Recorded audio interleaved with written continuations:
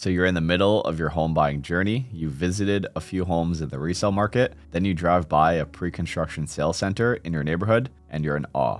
Stop right there. Let's walk through my top 5 items to consider before buying pre-construction.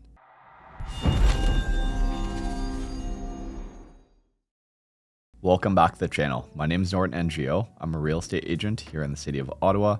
And if you find this video valuable or learn anything new, all I ask is you hit that thumbs up button and subscribe to this channel. If you have any questions on the market, you can also book a call directly with me through the first link in the description. Let's get into it. Number 1. What is the reputation of the builder like in the city? Here in Ottawa especially, we have a handful of major developers here in Ottawa who have been building for a long time. That said, you certainly want to do your due diligence and research in terms of what is the track record of the builder, and for example, what is their aftercare service like for you as a purchaser even after you've closed on the home? Are you constantly in touch with their maintenance team as you have defects in your home, and how quickly are they responding to these defects? In a smaller city like Ottawa, reputation says a lot, and ensure your representative has your back in educating on what the reputation of these builders is like.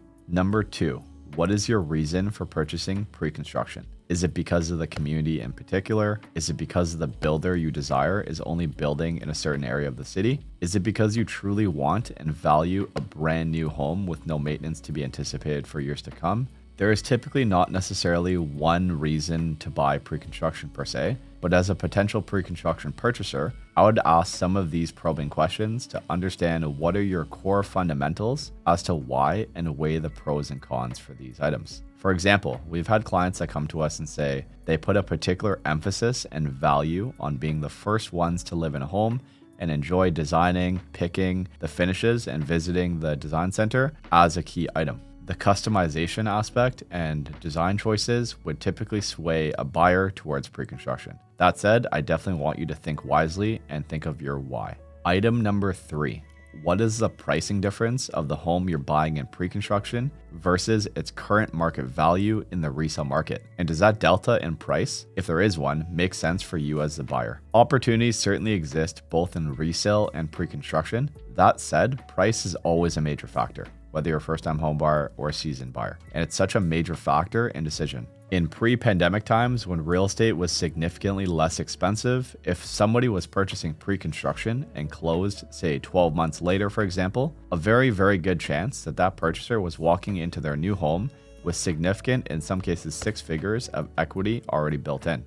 On the flip side, in a downward trending market, if purchasing at a premium price within the pre-sale market and prices slip, you may actually be in negative equity, where the price at which you purchased at is actually over what it's worth, which is a scary feat for sure. Be educated on pricing and if it truly makes sense for your case, pre-construction versus resale. Item number 4, timing. Can you afford to wait? For some, it's truly a positive that that home is likely 8 to 12 months away from being completed, and it serves as a chance to save up more funds while locking in a price at today's market. That said, it can also be a negative, as delays can occur, such as construction delays, shortages, and for some can be a frustrating game of wait and see, all while life goes on and creates stress and uncertainty on when the home and the move may be occurring. You're entitled to appropriate notice from the builder, but still the planning and timing aspect is a huge consideration of whether you're buying pre-construction versus resale. Item number 5.